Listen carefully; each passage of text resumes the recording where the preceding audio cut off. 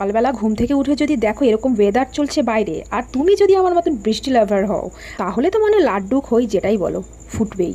আরে হ্যাঁ হ্যাঁ, ঠিকই ধরেছো তোমরা। দিনটা ছিল সোমবার আর 27 তারিখ, যেদিন রেমালের তাণ্ডব চলছিল বাইরে। তো সেদিন আমাদের ব্রেকফাস্টে ছিল চাউ, আর সেদিন ঝড় বৃষ্টি দেখতে দেখতে এমনই লেট হয়ে গেছে, ব্রেকফাস্ট করতে প্রায় 11টা বেজে গেছিলো বেলা, জানো।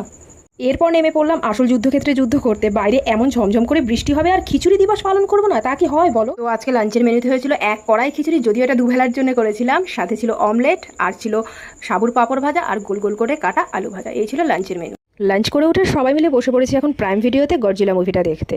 বাইরে এরকম বৃষ্টির ওয়েদার আর ঘর অন্ধকার করে মুভি দেখার মজাই কুছ আলাগ হ্যায় মেরে দোস্ত।